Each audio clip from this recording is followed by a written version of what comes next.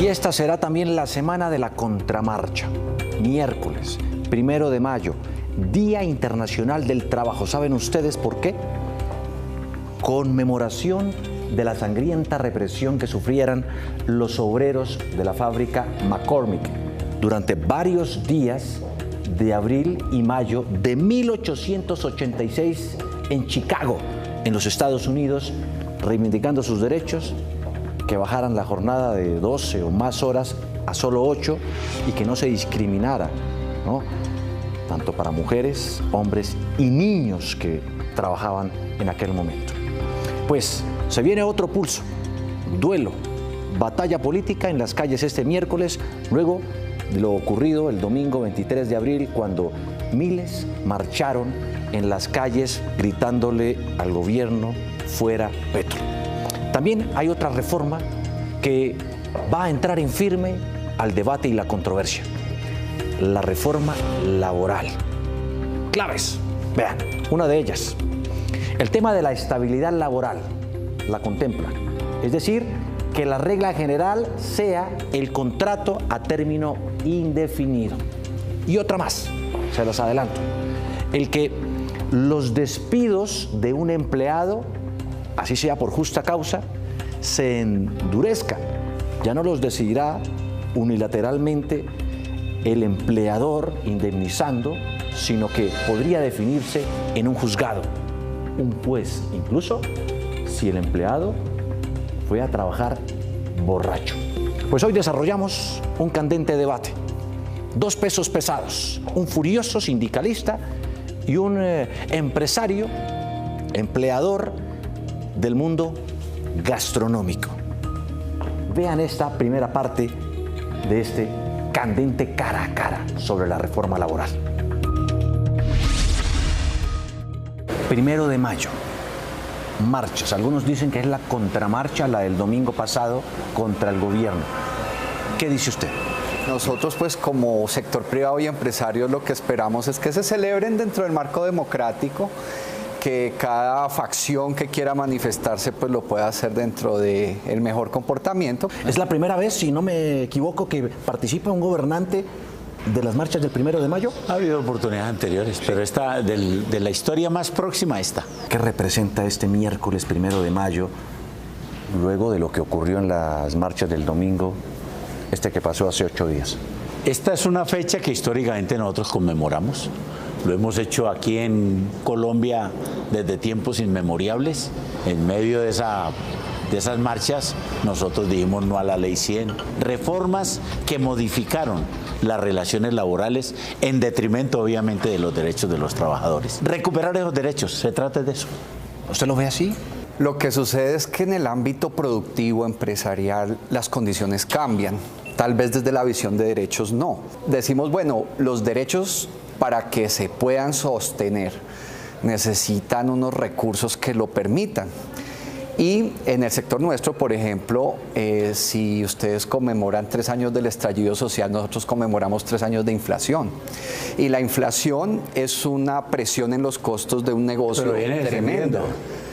Sí, pero en el caso de nuestros restaurantes seguimos muy presionados. Entonces, toda esa presión en los costos de un restaurante, yo me enfoco mucho en mi gremio, que es un modelo de negocio que no puede encarecer su carta tanto porque inmediatamente la gente deja de asistir. Pero esa situación es la misma, se afectan las nóminas. Es la misma nuestra en la casa nuestra. Pagamos servicios públicos, nos toca comprar alimentos. La inflación, sí, pero su casa no genera empleo para un grupo de trabajadores que sí lo genera un restaurante. Sí, pero esos trabajadores tienen que ir a consumir lo mismo que usted está diciendo que consumen. Y para consumir necesitan ingresos. Si no tienen ingresos no pueden consumir. Entonces, que esos ingresos exactamente los reconozcan. La pregunta es, ¿por qué antes de 1990 los empresarios de esa época sí podían pagar recargos nocturnos, dominicales y festivos, y desde que llegó Uribe ya no se puede? ¿Y qué empresa se quebró porque no pagaba los dominicales y festivos y los recargos nocturnos en aquella época? Ninguna.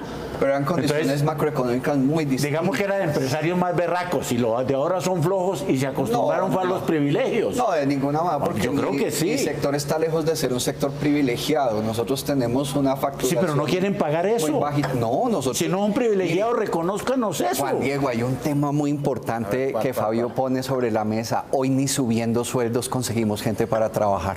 Seamos francos, si a usted se le encarece la nómina... Claro. Pero si está consumiendo más, va a tener cómo pagarles. Ese aumento del consumo. Pues que, no hay garantía. Pues que yo tengo plata en el bolsillo y puedo ir a su restaurante. Claro que es garantía. No, no es garantía. Claro. Porque... No, porque es una masa general. No lo tome individualmente, tómelo en una masa general. No, lo vemos en conjunto, ¿sí? Pero venimos con 3 años de caída en el consumo que nos garantiza a nosotros. Que rebajen las tasas de interés en el Banco de la República también. Bueno. Porque ese es otro tema bien delicado.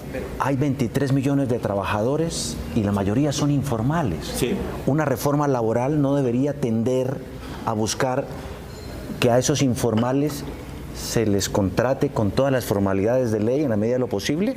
¿Qué dice usted? La reforma prevé, por lo menos, que las trabajadoras domésticas, los trabajadores rurales y los trabajadores de plataformas, que son informales hoy, todos son, hace parte de esa mitad de que son informales, los formalicen.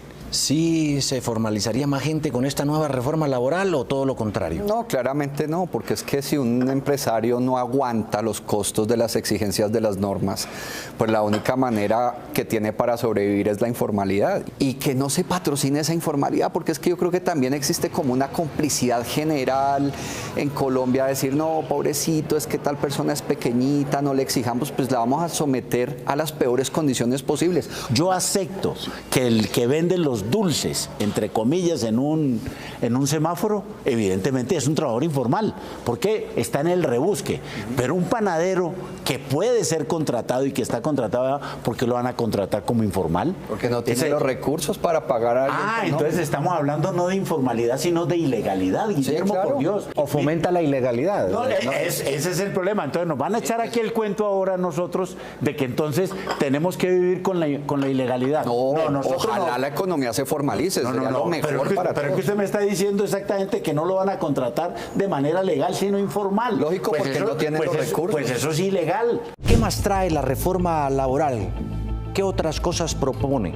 ¿Cuáles son las claves? Aquí hay unas más a las que ya les mencionamos antes. El que los recargos nocturnos, además las horas extras y los festivos y dominicales se paguen con casi el 100%, pasan del 75% al 100%. Además que la noche empiece a las 7 de la noche, desde ahí empieza el recargo nocturno, no como existe hoy por hoy, que es a partir de las 9 de la noche. Y también las aplicaciones, las plataformas digitales de los domiciliarios que contraten a través de una modalidad de contrato convencional, tradicional, o que lo hagan a través de una modalidad de contrato de independiente, donde la aplicación asume por lo menos hasta el 60% de la seguridad social. Aquí está la segunda parte del cara a cara entre un rabioso sindicalista y un empresario. Es muy fácil decir que un empresario se llena los bolsillos y hace millonario. Nuestra estructura productiva no es de millonarios. Nuestro ecosistema productivo en Colombia no es de millonarios. Nosotros no somos millonarios tampoco. Por eso nosotros somos equipos de trabajo. Nosotros padecemos la falta del reconocimiento de los derechos. La mayoría del empleo en Colombia lo proporciona ¿qué sector del empresariado y de la industria? ¿El pequeño, mediano o el grande? Si me pregunta a mí, regularmente las MIPYMES en general. MIPYMES. Sí. Ahí está el 80% del empleo en Colombia. De acuerdo. El otro 20% está en el Estado y en las grandes multinacionales. Si 8 de cada 10 empresas que generan empleo y riqueza en Colombia son pequeñas y medianas, esta reforma no las golpea más a ellas que a los poderosos. Pero nos volvemos al revés entonces. ¿Con quién trabajan las pequeñas, medianas y microempresas? ¿Con quiénes? Con las grandes empresas. Pero ¿a quién le duele más? ¿Al dueño del éxito o al dueño del restaurante chiquito? Esa pregunta tenemos que haberla hecho en el 2002, cuando Uribe nos quitó los dominicales y los recargos nocturnos. Es que ya no ¿A quién nos dolió? 2002, a nosotros. Si los Hombre, ¿y a quién se lo quitaron? ¿Y a quién se lo quitaron, Tú Juan no Diego? puedes presumir que una empresa se abre y le llega el dinero constante. Eso no es así. Una tiene que Pero dejamos de recibirlo. a producir. No, yo estoy diciendo lo que dejamos de recibir nosotros. Un trabajador recibe lo que la empresa puede generar. No, señor, un trabajador recibe lo que los derechos le dicen y está obligado el empresario a cumplirlos. Y si no es capaz, dejamos de recibirlos. o se vuelve informal. Y dejamos de Mire lo recibirlos. que acaba de pasar con General Motors. ¿Quién está pagando los platos rotos? ¿Nosotros?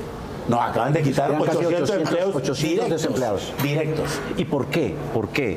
¿Qué interpretación hace usted de lo que está pasando? Porque ya no tiene la empresa condiciones para funcionar. Entonces no solo pierde el trabajador, pierde la empresa desaparece. La industria automotriz ha estado muy resentida. Claro. Y entonces todo este problema de lo que hace General Motors es llevarse esta pequeña producción que tenía en Colombia, que tenían 800 trabajadores que le pagaban, digamos, 100 pesos, sí, se los va a llevar a India donde paga 50. ¿Quién está resentido con esa decisión? Nosotros los trabajadores. Jole, no sean infames. Pero es que la decisión no es de infamia, Fabio.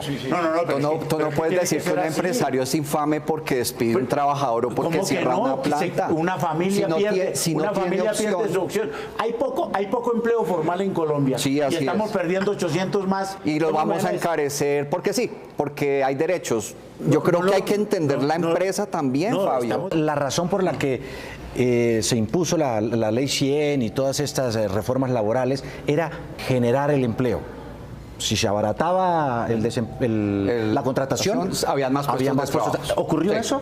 Pues obviamente que no, Juan Diego, ese fue el gran engaño. No, pero es que uno no puede medir la economía como si fuera constante todo el tiempo. Pero es que la hicieron para eso. No, nosotros, Entonces Fabio, nos dijeron mentiras. bueno, puede ser. Ah, bueno, listo. De hecho, creo que hay observatorios que lo han validado. Sí, Yo, señor. digamos, en eso no voy a entrar a debatir. No logran ustedes ponerse de acuerdo aquí en esta empresa. Imagínense en el país. Despedir a un empleado va a ser más difícil porque casi que va a tocar recurrir a un juez. ¿Eso es para preocuparse o no? Claro, que un empresario que evalúa que el desempeño del trabajador no le está respondiendo a las expectativas del negocio, no pierda el derecho a despedirlo, sino que toque acudir a la justicia para hacerlo, son cosas que desconfiguran la capacidad de la empresa para ser productiva y pagar una nómina. Los empresarios se acostumbraron a una serie de privilegios de decir usted no me sirve y lo echan. Y la forma de decir usted no me sirve, ¿sí? Era por cualquier razón, inclusive por nuestra actividad sindical. Así llega el empleado borracho, no se puede a despedir. eso lo echaron siempre. Nunca ha habido un mecanismo para defender un borracho, pero quiero decirle, lo que sí ha reconocido la sociedad es que los borrachos también tienen que ser tratados como personas con salud deficiente. Discúlpeme. Claro. Discúlpeme, y eso está bien. Y Fabio, porque ¿y eso?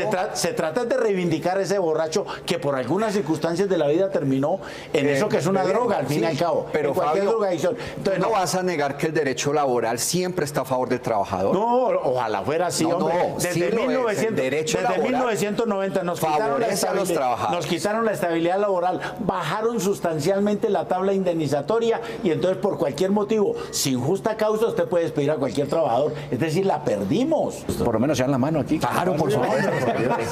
Vamos a armar sindicatos en el sector gastronómico. Eso le iba a decir. ¿Usted recibiría a un trabajador con este perfil? Sí, al fin sí. Desde que sea juicioso, Desde que sea productivo. produza, es bienvenido en la empresa. Los trabajadores no llegamos de perezosos a las empresas. Lo mismo los empresarios. Sí, o sea, un de empresario no perezosos es no. perezoso. ¿Y los sindicalistas? Y además que yo creo que los sindicalistas? No, es que hay que reconocer algo. Yo creo que los colombianos somos gente muy trabajadora. Yo creo que esa es de las mejores cualidades que tiene la nación. Gracias. Hablamos aquí sin carreta.